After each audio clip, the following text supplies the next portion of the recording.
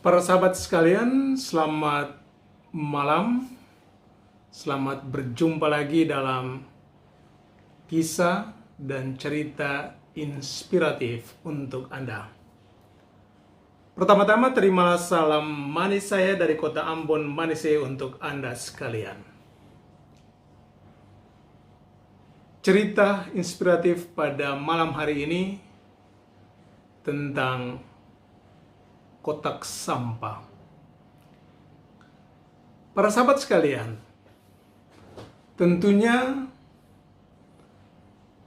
setiap orang pasti ada emosi kemarahan, rasa jengkel, dan betapa inginnya setiap orang yang marah untuk melampiaskan kemarahan mereka.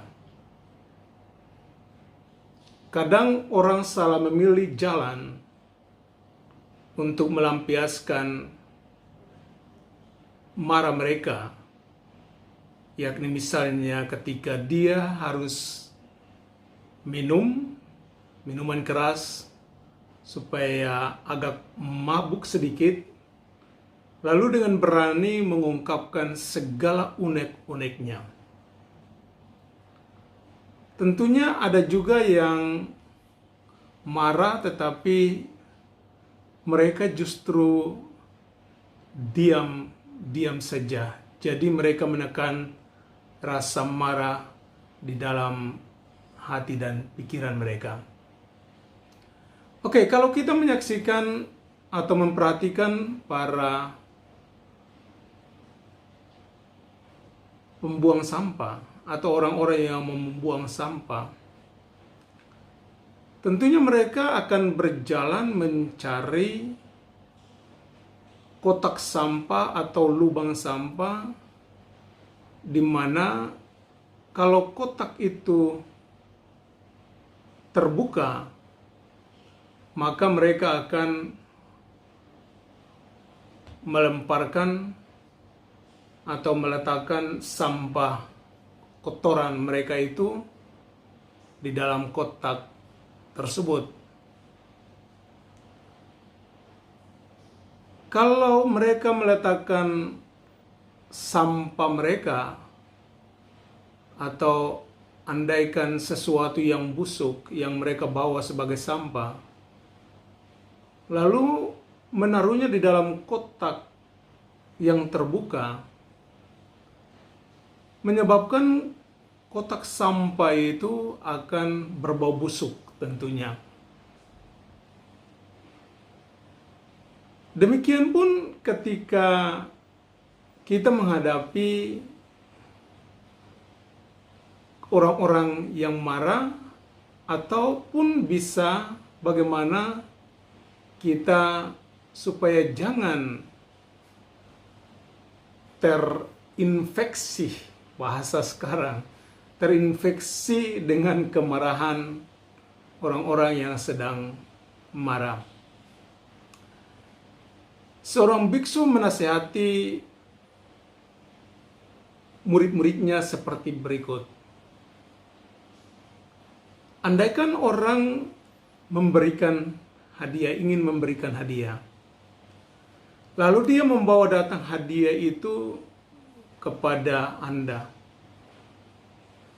Dia mengatakan kepadamu, kawan atau nak, terimalah hadiah ini. Kalau Anda menerima hadiah itu, berarti hadiah itu akan menjadi milik Anda. Lalu Anda bisa membukanya dan menikmati isinya. Lain halnya ketika hadiah itu, walaupun mau diberikan kepada Anda, tapi Anda menolaknya. Oh, Pak, saya tidak membutuhkan sesuatu. Maka hadiah itu akan kembali kepada orang yang mau memberi. Dari dua contoh ini, entah ke hadiah maupun kotak sampah, kita belajar satu hal ini. Tentunya ketika orang pada posisi emosi marah, mereka seperti orang-orang yang membuang sampah atau kotoran mereka. Mereka seperti orang-orang yang mau memberikan hadiah kepada orang lain. Sekarang keputusannya ada pada Anda. Entahkah Anda mau membuka kotak sampah Anda supaya dibuanglah ke dalamnya kotoran atau sampah yang berbau busuk itu, akhirnya membuat kotakmu menjadi berbau? Ataukah memang Anda ketika tahu bahwa dia sementara membawa sampah atau kotoran datang, lalu Anda menutup rapat-rapat kotak sampah Anda, sehingga dia tidak mempunyai kemungkinan lagi untuk membuang kotorannya di dalam kotak sampahmu? Atau seperti yang hadiah tadi, entahkah Anda memilih untuk menerimanya ataukah menolaknya, sehingga hadiah itu kembali kepada dia yang mau memberi? Jadi ketika kita menghadapi orang-orang yang marah, marahnya itu menginfeksi kita atau mempengaruhi kita, sangat tergantung pada reaksi kita. Kita ini adalah seperti kotak sampah. Kita ini bagaikan orang yang mau diberi hadiah. Jadi sangat tergantung pada keputusan kita. Entahkah saya mau membuka kotak sampah saya, penutup kotak sampah saya atau tidak. Entahkah saya mau menerima pemberiannya atau tidak. Karena itu dalam kasus-kasus seperti orang yang emosional, kemarahan yang meluap-luap, cara untuk tidak mendapatkan dampak dari kemarahan mereka adalah tutuplah penutup kotak sampahmu. Tutuplah kotak sampahmu. Jangan terima hadiah kemarahan yang dia berikan.